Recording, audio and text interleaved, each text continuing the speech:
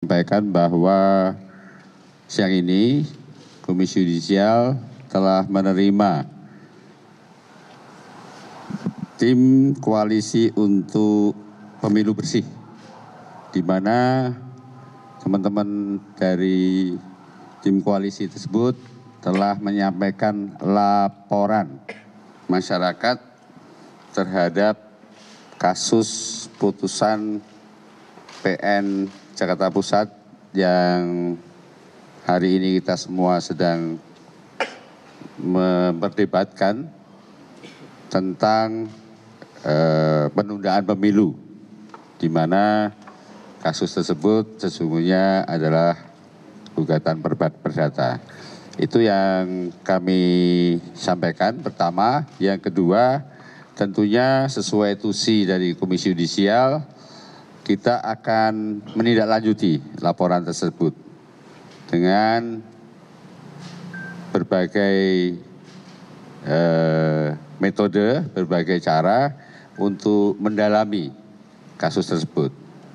Mungkin salah satunya dengan mencoba untuk memanggil dalam hal ini belum sampai pada proses pemeriksaan, tetapi kita ingin memanggil hakim atau pihak dari pengadilan negerinya untuk coba kita ingin gali informasi yang lebih lanjut tentang apa yang sesungguhnya terjadi dengan putusan tersebut.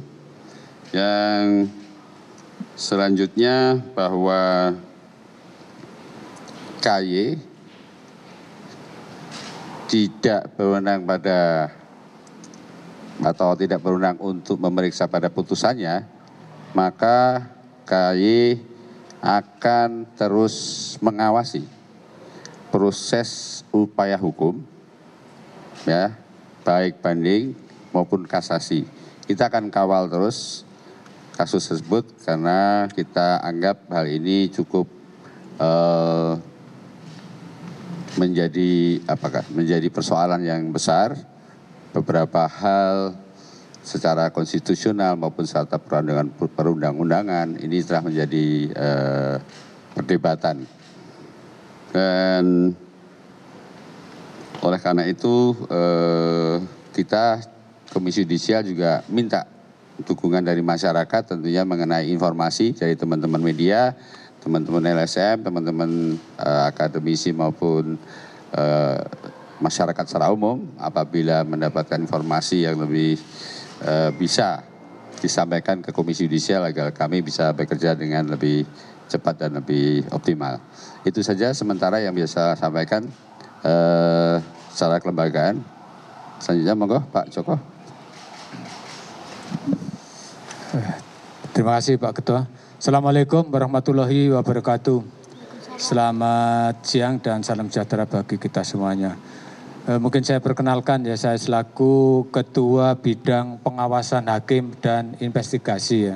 Saya mungkin langsung kepada permasalahan. Sebenarnya setelah terjadinya ada putusan ya dari Jakarta Pusat memang menghebohkan ya, sehingga kami selaku Ketua Bidang Pengawasan dan Investigasi sudah dari teman-teman sudah menanyakan kepada saya apakah sudah diperiksa. Udah begitu, maksudnya sudah diperiksa belum hakimnya. Jadi perlu saya informasikan bahwa memang KY merespon cepat ya, artinya walaupun belum ada laporan dari pelapor, itu biasanya kita sudah mendalami ya melalui tim investigasi ya. Jadi sudah cepat kita lakukan pendalaman tentang adanya dugaan ya pelanggaran KIPPH. Namun alhamdulillah hari ini tadi sudah ada pelapornya yang secara resmi melaporkan terkait dengan putusan dari PN Jakarta Pusat tersebut. Nah, kalau sudah ada pelapor yang resmi tentunya mekanismenya nanti akan kita cantumkan ya. Kalau sudah syarat-syarat sudah dipenuhi baru kita register ya. Baru setelah kita register, baru kita lakukanlah pemeriksaan kepada para hakim yang atau pihak-pihak yang terkait. Jadi belum langsung kepada para majelis hakimnya atau disebut itu biasanya kita itu terlapor ya. Jadi mungkin bisa kita lakukan pemeriksaan kepada panitera dan mungkin hakim-hakim lain yang tidak terkait dengan putusan ini mungkin juga bisa kepada ketua pengadilan gitu ya. Nah terkait dengan itu memang salah satu tugas kita ya, memang ini menyangkut masalah teknis yudisial, memang ini masalah kemandirian hakim ya. Ini ada beberapa masalah yang kita hadapi kalau masalah ini masalah terkait dengan teknis ya, kemandirian hakim. Oleh karena itu memang kita bukan mencampuri terkait dengan putusannya ya, pertimbangan hukumnya tidak. Tapi porsi kita kepada dugaan adanya enggak pelanggaran etik yang dilakukan oleh hakim tersebut. Oleh karena itu kalau katakanlah nanti ini upaya yang dilakukan kan ada dua ya, upaya selain masalah pelaporan juga upaya hukum. Nah upaya hukum nanti misalnya banding sampai kasasi, KY juga punya kewenangan untuk melakukan pemantauan. Jadi nanti rencananya kalau katakan ini nanti sampai banding, sampai kasasi akan kita pantau secara langsung ya dari Komisi Yudisial. Mungkin yang perlu kita informasikan kepada teman-teman ya, memang kalau terkait masalah teknis memang ada aturan ya, bisa dilakukan secara pemeriksaan bersama. Jadi kalau memang selama ini kalau kita memeriksa secara teknis kemudian rekomendasinya kita sampaikan kepada Mahkamah Agung biasanya banyak yang ditolak karena mencampuri masalah teknis. Nanti juga kita upayakan apa dimungkinkan ini dilakukan pemeriksaan secara bersama. Saya pikir itu Pak Ketua, saya ucapkan terima kasih kepada teman-teman. Saya akhirul kalam. Assalamualaikum warahmatullahi wabarakatuh. Ya, baik, terima kasih Pak Ketua dan Pak Joko untuk beberapa poin tanggapannya. Sebelum ke teman-teman Koalisi Masyarakat Sipil untuk pemilu bersih, saya kira kita minta dulu beberapa tanggapan atau pertanyaan dari teman-teman media yang khusus pertanyaannya kepada Komisi Yudisial gitu ya untuk ditanggapi. Nanti setelah itu teman-teman dari Koalisi Masyarakat Sipil juga akan menyampaikan beberapa poin-poin dari sisi Koalisi Masyarakat Sipil. Silahkan 3 penanggap terlebih dahulu. Oke, Mas Rian, Mas Rizky, satu lagi. Jurnalis perempuan.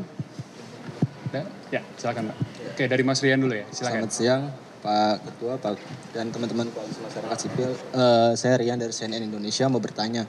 Dari mekanisme pengusutan investigasi di KAI itu ada tenggat waktu atau target waktu nggak sih? Mengingatkan perkara ini lagi ada upaya hukum, banding kemungkinan juga akan sampai kasasi atau PK begitu. Takutnya nanti kemungkinan juga temuannya itu ternyata menemukan ada pelanggaran kode etik yang justru mempengaruhi putusan dari PN tingkat pertama sendiri. Itu gimana sih? Ada tenggat waktu dan bagaimana KAI mengantisipasi hal itu? Kemungkinan itu. Terima kasih. Oke, terima kasih. Lanjut, Mas Rizky. Assalamualaikum warahmatullahi wabarakatuh. Saya Rizky dari Republika. Izin bertanya Pak Ketua, Pak Joko dan atau Mas Miko.